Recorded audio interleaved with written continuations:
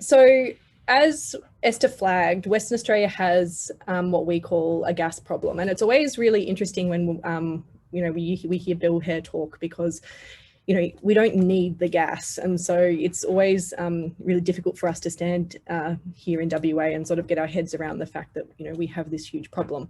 The Conservation Council of Western Australia didn't have a lot to do with gas for quite a long time. Our primary focus, like Environment Victoria, was around the preservation and conservation of the environment. But over the last couple of years, we've increasingly become involved in gas, and particularly offshore gas, because as you can see here in this chart, Western Australia is the only state and territory where emissions are rising past the 2005 baseline, which Bill touched on. So this data is based from 2016, and actually we have an updated version which I couldn't find for this presentation, but you'll see there that WA is actually higher now than it is. So we were looking at, why is WA's emissions increasing? It was because of gas, and that's how we got involved.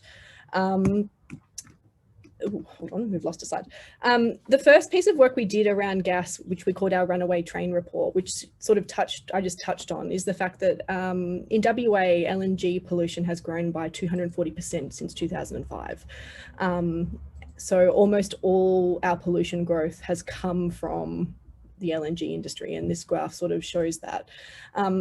This puts a lot of the progress that other states and territories have made in jeopardy a little bit, because other states and territories have made great efforts to reduce their emissions. Meanwhile, here in WA, we're continuing to pollute, and our pollution's grown substantially. And you can just see here on this graph, the proportion of our emissions from LNG processing from 2005 to now has grown substantially. So when I say we have a problem, we have a problem. This slightly blurry graph this map just shows some of the prime gas basins in Western Australia. And you can, Australia, but I'm going to primarily focus obviously on WA. And I want to particularly draw your attention to the three red ones: the Bonaparte Basin, the Browse Basin, and the Carnarvon and Northern Canning Gas Basin. Those basins in particular are incredibly resource rich, and the resources industry here in Western Australia wants to exploit them as much as they can.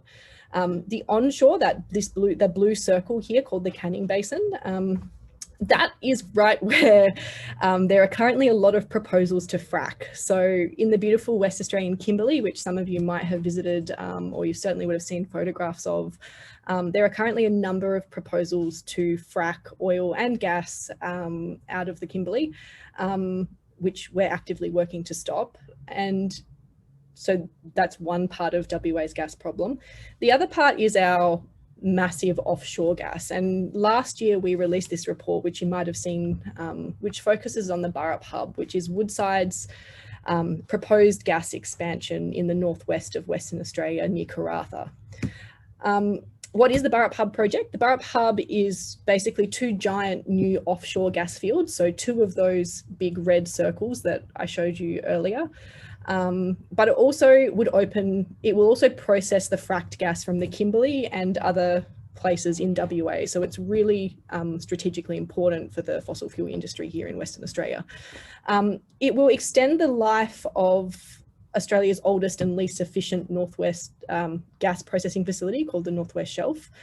And it involves around 50 wells being drilled into a reef off the shores, which I'll show you some photos of in a moment. So that's what they're calling the Burrup Hub. This is what it looks like this is a Woodside graphic, which I've borrowed from them. So you can see the existing Northwest Shelf project.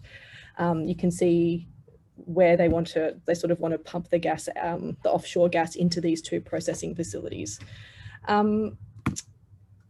The companies involved in this are Woodside, so Woodside's the major proponent, but joint venture partners include Chevron, BP, Shell, and BHP, as well as some Chinese and Japanese government-run companies. The Burrup Hub is Australia's most polluting fossil fuel project. The total emissions of the Burrup Hub are 6 billion tonnes, which is equivalent to 11 times Australia's annual emissions. So it's a big project. we sort of, we talk a lot about how many tons means what, but 11 times Australia's annual emissions is a huge amount of carbon pollution to be coming from one gas project. And we have some other sort of comparisons here. So it would be the equivalent of every year until 2070, 35 coal-powered power stations, or the entire emissions of New Zealand, Ireland and Norway, and Bolivia actually as well combined. So just to kind of get your heads around the scale of the project. Like I mentioned, the Browse field, which was one of the large circles on that original map, sits underneath the Scott Reef, which is a pristine marine ecosystem, which people who've been there have said that it is actually more ecologically significant than the Great Barrier Reef in terms of the species diversity there. Woodside would like to drill 50 wells right on top of it. It's also a migration route for humpback and pygmy blue whales. So you might start to get a sense of why not only is it hugely damaging for the climate, it also has a real ecological impact. Yeah, there's 58 endangered species. And we did some oil spill modelling, which thankfully Woodside released as part of their environmental assessment, which showed that if there was an oil spill off this particular reef, it would last for 77 days and spread at least 800 kilometres. So again, these projects have a real environmental impact as well as the climate impact. The other thing which I just wanted to draw to your attention very quickly is that the Burrup Hub is located on the Burrup Peninsula, which is home to some of Australia's oldest and most important Aboriginal heritage sites. The Burrup Murujuga rock art is over 50,000 years old, and it's the world's largest complete collection of this type of art, which is petroglyphs. And the Burrup Hub is continuously eroding and destroying these those pieces of art. So we're trying very hard to protect them. I just also wanted to flag, we hear a lot that gas is a huge employer. Actually, you can see from this graph, and this is modelled off work the Australia Institute did, that actually gas is the smallest employer in WA, and per dollar of investment, gas is also actually one of the worst things that you could invest your money in if you were looking to create jobs. We're fighting in WA also a lot of government support. So this is Mark McGowan, you might have seen his face. He, if you didn't know, has saved us all from COVID here in Western Australia, and he's incredibly popular. Mark also receives a substantial amount of money in donations from fossil fuel companies like Woodside and Chevron. Last year, WA government released a climate policy which didn't actually talk about how we were going to meaningfully reduce emissions, and certainly in some ways sanctioned the expansion of our gas industry by not addressing some of these concerns. So we have a government here, a Labor government here, who is not very supportive of some of these measures that we're trying to put through. And as Bill touched on, we have a federal government who is pushing forward this gas-led expansion. And this article came out today. Our Angus Taylor files new regulations to push our Australian Renewable Energy Agency into gas projects and carbon capture and storage. So we're dealing with this as a federal level as well.